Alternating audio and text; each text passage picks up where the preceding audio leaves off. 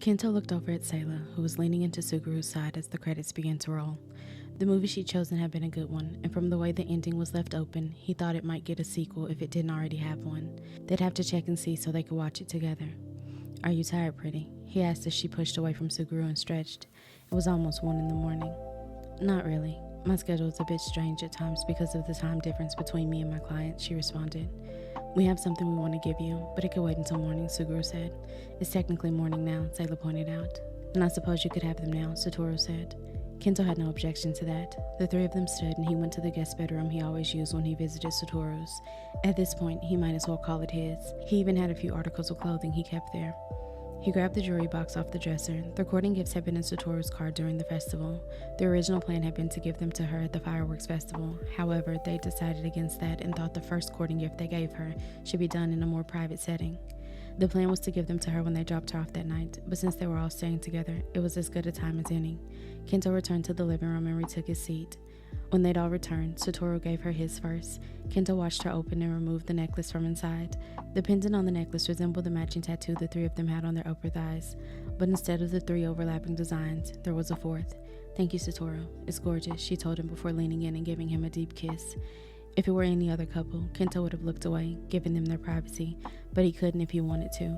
Instead of the possessiveness or the urge to claim that usually would have surged, his alpha felt contentment, arousal even. Suguru gave her his gift next, an anklet with the 3 wise monkeys on it.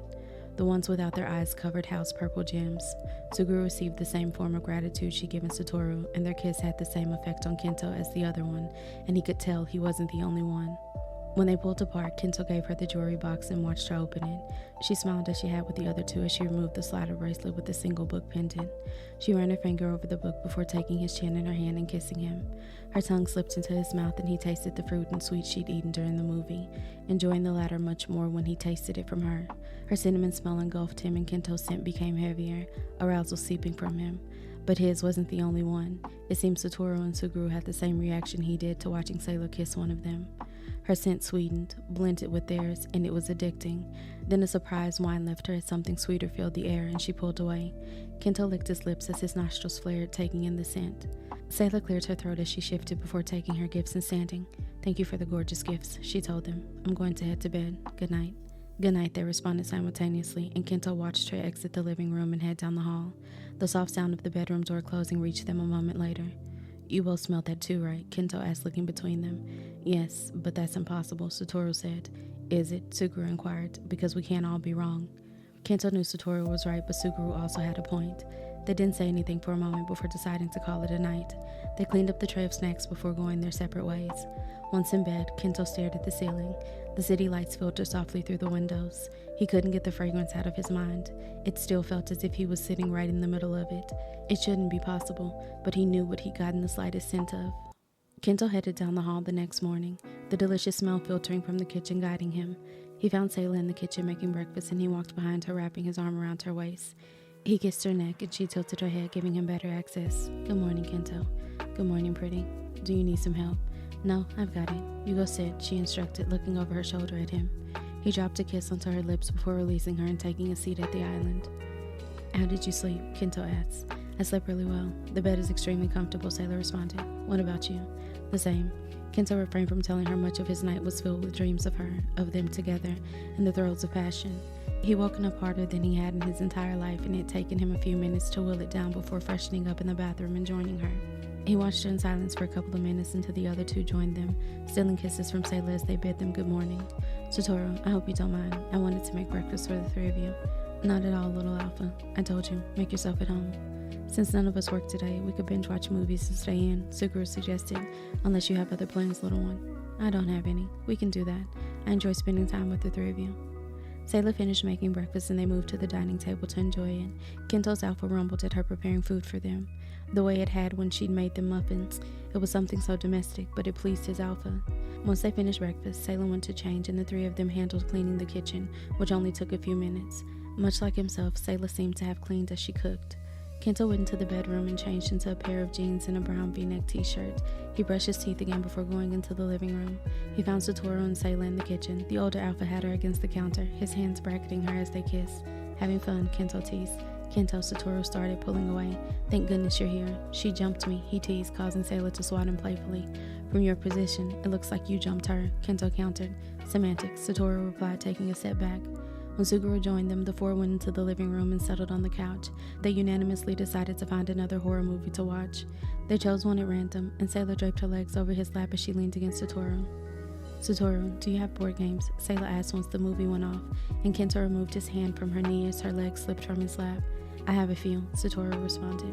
Do the three of you want to play one? Sayla asked. If you want to, pretty, Kento replied. That's fine with me, Suguru said. I'll go get them, Satoru informed before getting up. Satoru returned a couple of minutes later with 3 boxes and a set of Uno cards, and they gathered around the low table. Sayla chose Trouble for their first game, and they set the board up. Satoru, what do you and Denny have planned for my birthday? Sayla asked after they'd all had their first turn. It's a surprise, Satoru responded, taking his turn. You're brave, letting him plan it, Kento teased. Real brave. Fearless, honestly, Suguru added. You're both haters, Satoru replied, and Sayla laughed. I'm kinda interested to see what they come up with. Sayla started, taking her turn. Denny always has something creative up his sleeve, and I usually enjoy it. Be careful what you wish for, little one. Kento could admit that sometimes when Satoru planned things, they turned out well, but a majority of the time they were over the top. He got the feeling she didn't mind over-the-top things occasionally. However, he also knew that Satoru would do his best to plan something she would enjoy. They finished the game, and as Sayla dealt the cards for Uno, Kento decided to ask the question they've been putting off. They wanted to wait until they had been dating for a while and she was more comfortable. Pretty, can I ask you something? Kento questioned and continued when she nodded. Why did you think we dislike your scent? It's different, unappealing, she replied. To who? Because I'm positive we're each addicted to it, Satoru countered. To potential mates. We're potential mates, and we like it, Suguru replied. You were the first. Where I come from, if your scent isn't heavy, and if it can't overpower, then it isn't desirable as an alpha. But I'm realizing what's desirable depends on the region or culture, because I haven't had any issues aside from people getting too close sometimes. I guess since that's what I was taught growing up, I was conditioned to think everyone would think the same thing. Kento could understand how growing up in a certain environment could mold one's outlook, and if that was the outlook of everyone around her, he could see how it influenced her so much. But her scent was far from unappealing. It was the most addictive, hypnotizing, delicious scent he'd ever smelled from another person. They played a few rounds of cards before moving back to the couch and picking another movie to watch. For lunch, we should order in and have it on the balcony, Satoru suggested halfway through the movie. We can do that. It looks like a nice day outside, Sayla replied as she ran her fingers through Suguru's hair, his head laying in her lap. I saw you had the ingredients to make cookies when I was making breakfast. I'll make some after lunch. You constantly remind me why you're my favorite person, little alpha, Satoru said. Kento shook his head. Your obsession with sweets should be studied. I'm not the only one who has an obsession. Don't act like the two of you don't. The difference is I choose to eat my obsession. I could eat it, Kento thought.